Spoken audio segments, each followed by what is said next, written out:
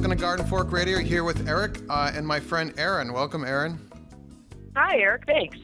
I met Erin at the Troy Built spring get-together. They flew some of us down to Charleston to check out their outdoor power equipment. And Erin was another one of the garden bloggers that they asked to come down. And I thought we got along pretty well, so I thought I'd ask if Erin wanted to be on the show. And so here you are. That's great. Your website is called The Impatient Gardener, and I was wondering where you got that name from. I think like a lot of things, I started my blog, I think 7 years ago now. And, when I started it, it was, and it still is, mostly just for me. I started it mostly to just sort of keep track of what was going on in my garden. And if other people read it, that was great. And thankfully it's grown a little bit, and that's nice. And I really enjoy doing it. So at the time, I'm like, well, what am I going to call it? And I'm getting better at this, but if there's one thing I am, it really is impatient. And my mom, who's a great gardener, constantly was telling me, you cannot be impatient when it comes to gardening because it just doesn't work. It's the one thing you really have to develop some patience. I've gotten better, but anyways, that's sort of where it came from. It's just that I just sort of always wanted things to be done right then. And so, of course, that's part of the great part of gardening is that it teaches you patience, and you have to sort of learn to appreciate the process. But that wasn't always one of my best virtues. So that's sort of how the name came about. Well, so I was going to ask you how you got into gardening. And if everyone, you want to go check out Erin's website, it's much different than Garden Fork. It actually has really nice pictures. And it's more about ornamental gardening, and Garden Fork is kind of nuts and bolts kind of gardening. But did you learn from your mom, or was there another influence? I did mostly learn from my mom. When we were kids, she had a really big garden, and I always enjoyed that. And then, like I think a lot of people, I just sort of got away from it. And then when I got my maybe second apartment out of college, I put up a little window box, and I liked that. And then I did a few other things, and by the time my future husband and I rented sort of a larger apartment, I had a whole patio, absolutely chock-a-block with containers in which I was growing flowers and tomatoes and you name it. And you couldn't even walk on the patio because the entire 6-foot by 4-foot patio was covered in containers. And he sort of said, I think we need to get a house because you need more space so that we can actually walk outside. So it was something that I think was instilled in me when I was young, but I was never really all that interested in it again until sort of later in life. So. And then you did, is the house you're in now the one you acquired after your husband said, wait a minute? Yes, it is. We got lucky, and we sort of ended up in this great house 13 years ago now. And it was a cottage. It was being used as a cottage. I think it was originally built as a house, but it was being used as a cottage by several previous owners. So when we moved in, it had a real rodent problem, but it was in okay shape. We've done a lot of renovation to it in the time since we've had it.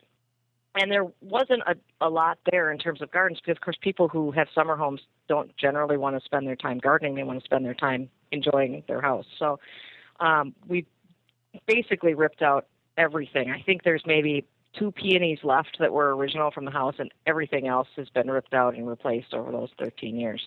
And you're, I forgot to tell everyone, but you're in central Wisconsin, right along Lake Michigan there, right? Well, yes, southeastern Wisconsin. We're just a little bit north of Milwaukee, but yes, right on Lake Michigan. Our house is probably 400 feet off Lake Michigan, so we don't technically have lake property, but we have nice neighbors who let us walk through their property to get to the beach, which is nice. Yeah, and you don't have to pay the taxes on that property. So exactly. Be nice to those neighbors. That's right. That's like my neighbor owns almost all the property surrounding my house, and I'm very nice to them. So can they let me do whatever I want with their property? I can go cut firewood.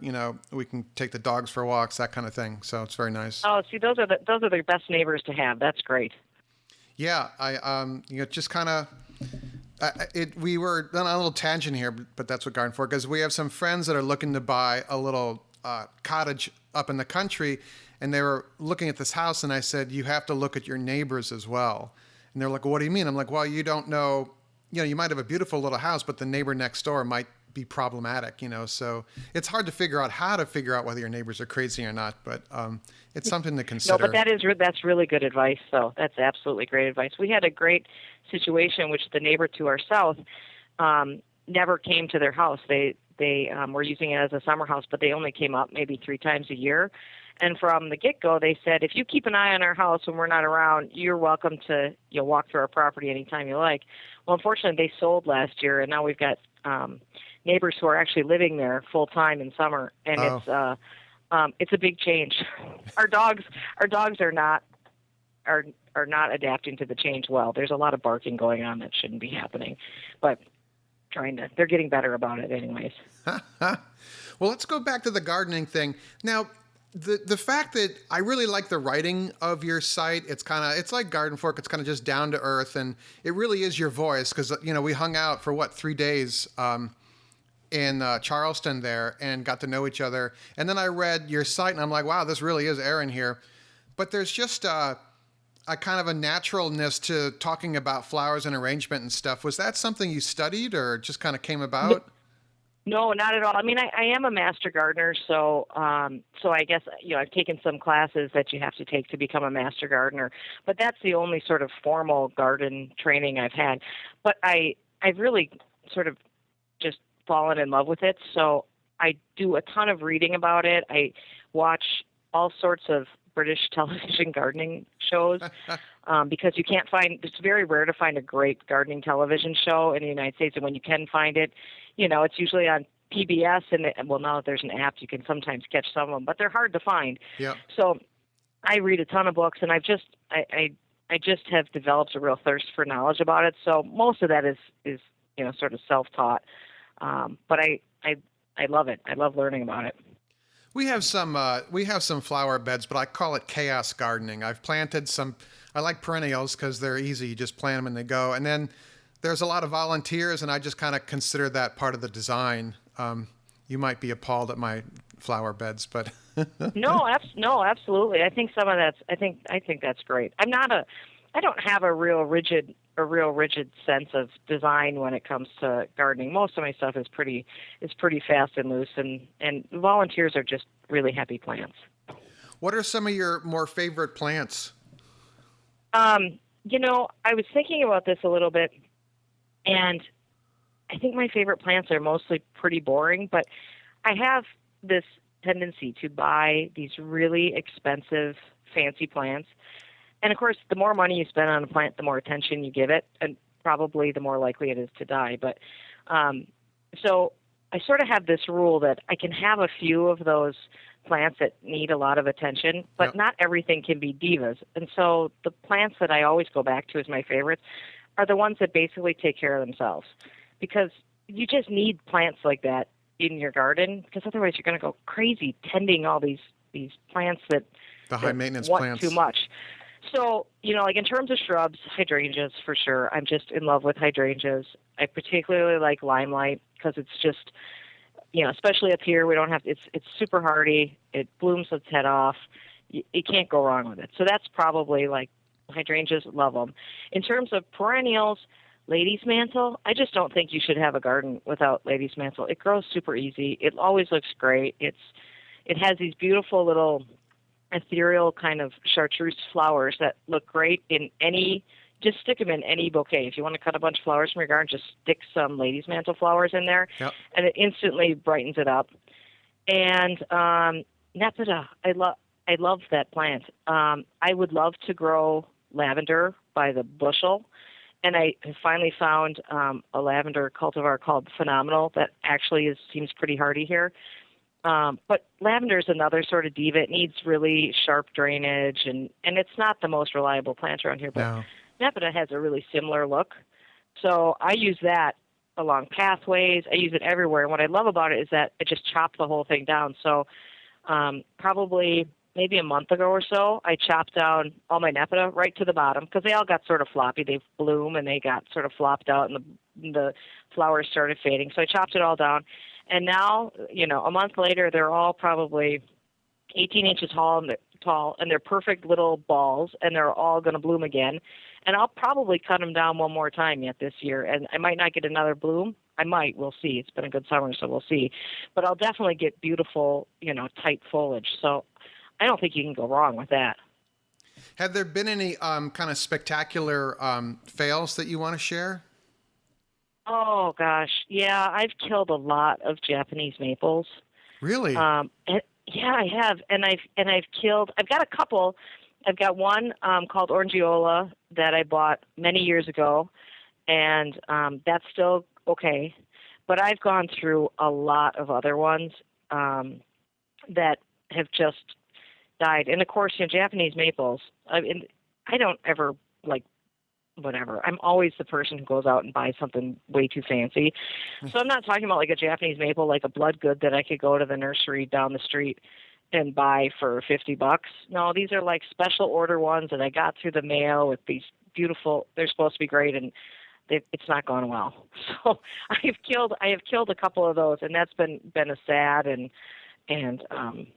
pretty expensive lesson on some of those. So I'm trying to think if there's anything else, but those sort of are the first thing that comes to mind in terms of killing things. I think every gardener kills something. If you don't kill something, I don't know, either you're magic or you're doing something wrong. Because I think you got to kind of put yourself out there and test yourself a little bit. And every once in a while something dies, and that's part of the deal. Is your yard partial shade? I couldn't looking at the pictures. I couldn't quite got a fix on it. Yeah, it is. It's so we're on an acre and a third.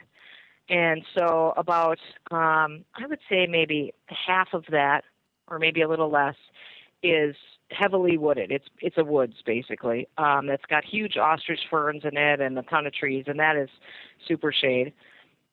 And then there's a ton of mature trees around our house.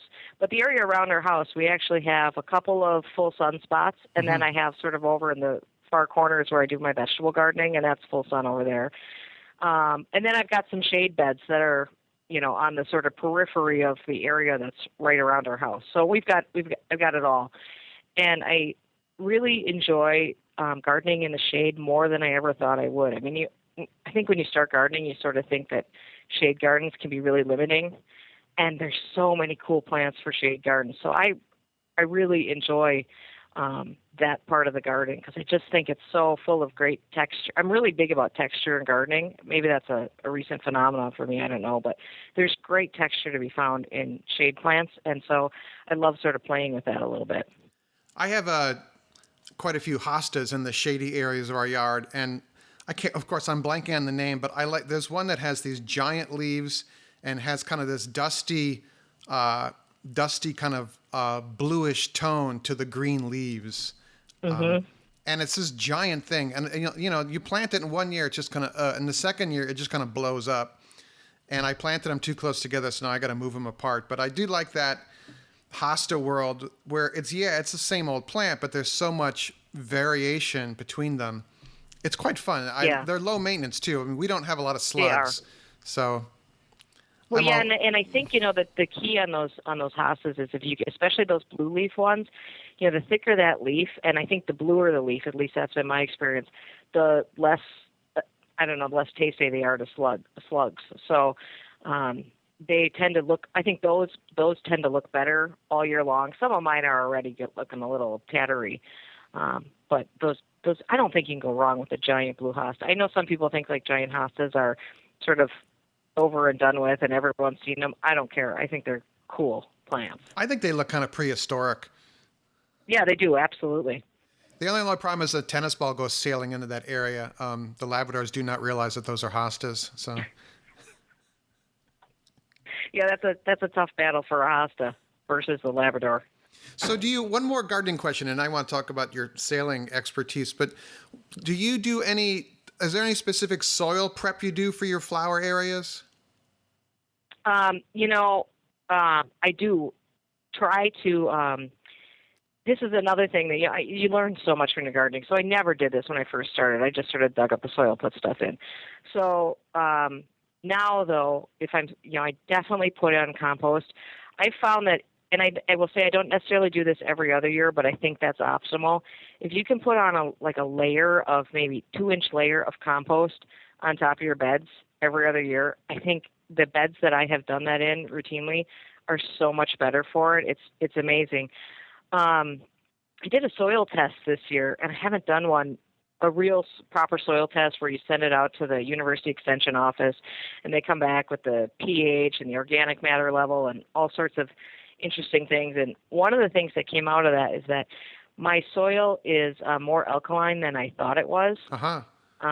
So that is a little bit of a problem because there's not a ton of plants that really love that, and especially the kind of plants that I like to grow don't necessarily love that. Right. Hydrangeas don't love that, and neither do roses. Not that roses is another sort of fail on my part, but I keep trying them. So this year I started in some areas of the garden. I started adding Espoma's soil acidifier in there. Just trying to bring that pH down just a little bit. Now, gardeners will tell you don't try to do that because you can't change it will never truly change the pH of that soil. It's an ongoing thing. Right. But I'm just enough of a glutton for punishment to try a little bit, and if it makes a difference in those areas, I wouldn't do it all over. But in certain areas, I've been trying to sort of just bring that pH down just a touch. So that's it. But I pretty much garden exclusively organically, with the exception of some of my container plantings, which I will use a chemical fertilizer in, just because it seems like it's a little easier to keep those flowers going. But everything that goes in the ground is organic, so I don't put anything in there that's not organic.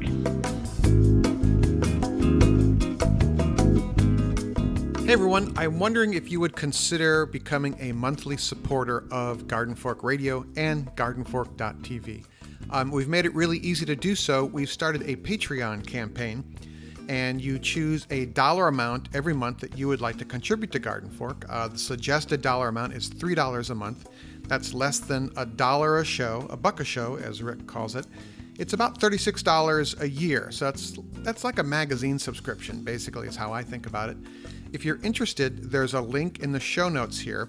If you're listening on an iPhone in the podcast app, just tap on the Garden Fork Radio logo of this episode, and it will show the show notes, and there's a link in there.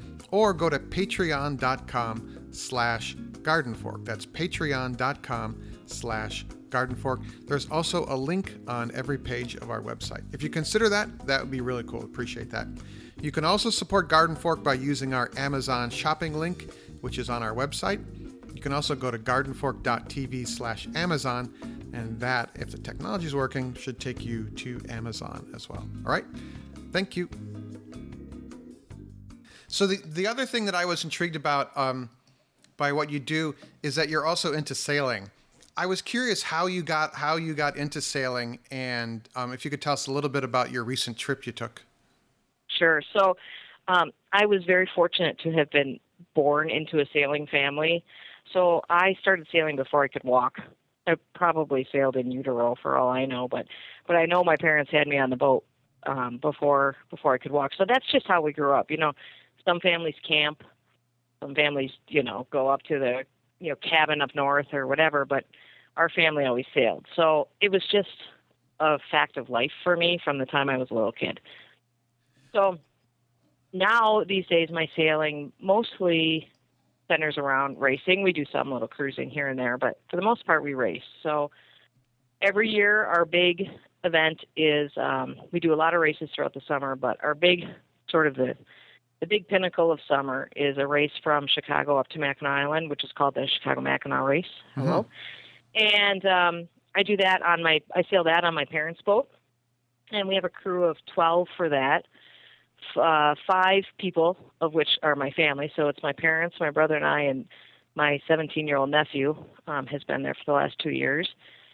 And so we have a crew of 12, and we race the boat up to Mackinac Island. So how does a boat race work? Is it like a car race where whoever's past the finish line first, or? If only it were that easy. That's sort of, sailboat racing gets complicated because there's handicapping involved. So, of course, basically very few boats sail the same speed. And so in order to make it fair, every boat has a handicap, and these handicapping rules can get extremely complicated, and there's all sorts of computer programs to figure them out and everything. And there's several different kinds of handicapping rules.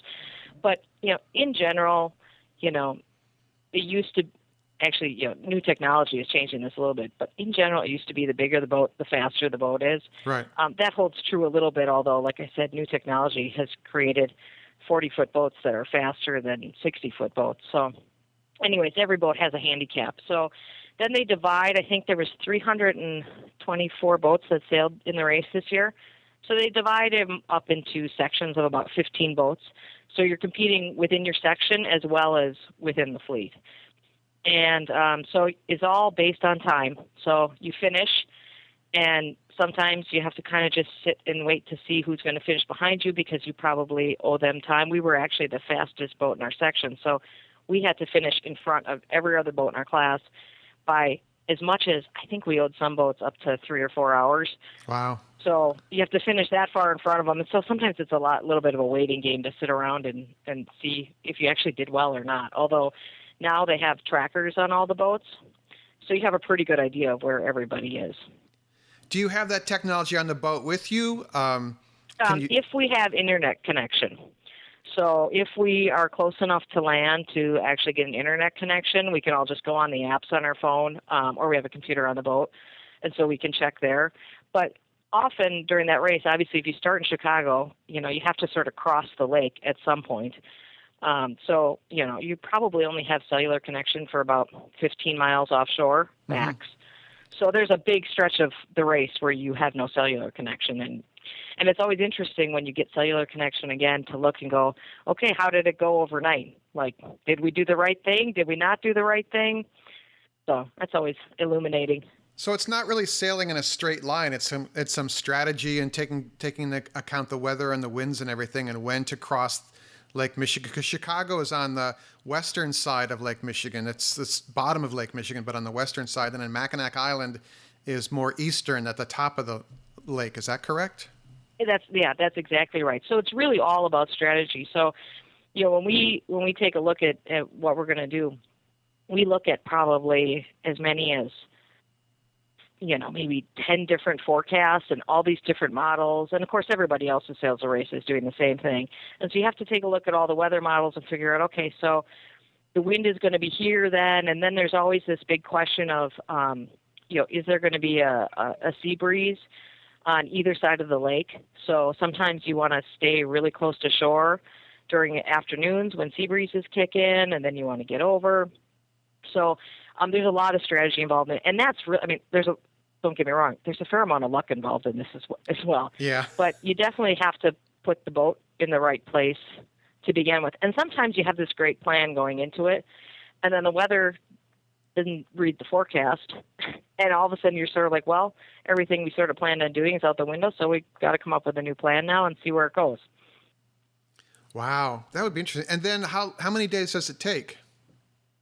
So I think it took us this year, I want to say it was maybe 43 hours for us this year. So we started Saturday afternoon at like 1 o'clock, and we usually finish, Monday. I think we finished Monday at, 9 in the morning or something like that this year. So.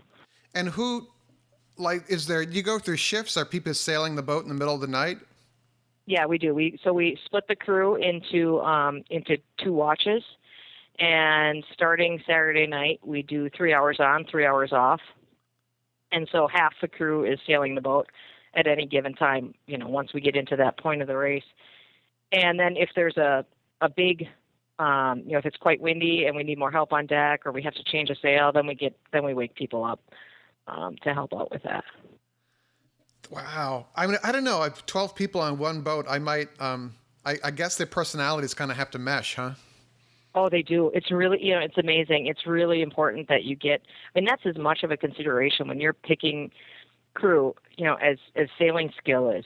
You have to look equally at how is this person to get along with, because you are in close quarters with somebody for a long time, and people get tired. Even though you're off for 3 hours, I can barely sleep on the boat. I hardly get any sleep during the race, and a lot of other people are like that too, because it's loud and noisy, and you're heeled over, and there's flies, or it's too hot or too cold or whatever. So people get crabby because they're tired. Yeah. And so, personalities are as important as anything else when it comes to putting that crew together. And we have had people on our crew who maybe aren't the best sailors in the world, but they are gems of people, and they're funny. And I think every boat needs to have sort of a comedian on board, because you got to have people to sort of lighten the mood and be a little comic relief during all this. Yeah, I'm fascinated by it. I do not know how to sail.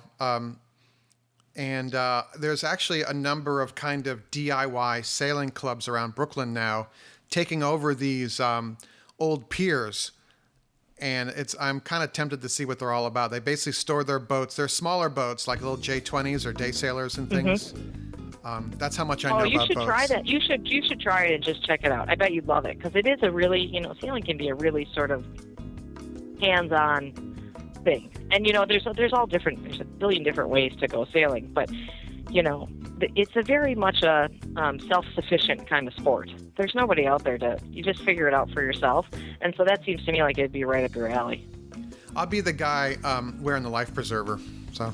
Well, that's a good idea. There's nothing wrong with that. That's a good idea. Well, cool. What fun. Well, thanks for taking the time out of your day there. I know you're at work there and we kind of butted in. But no, it's all right. It's no problem whatsoever. So it's the impatientgardener.com with like actual flower beds that look like they were done on purpose and look nice and everything. And then also there's a whole section of your site about it's kind of the DIY rebuild of your house you did. I was reading about the saga of the bathroom vanity counter and stuff like that. So it's kind of cool. People can check that out and learn some stuff too. Great. All right. Thank you. Thanks so much for having me, Eric. It was fun. All right. See you. Garden Fork's theme music is used under license from uniquetracks.com.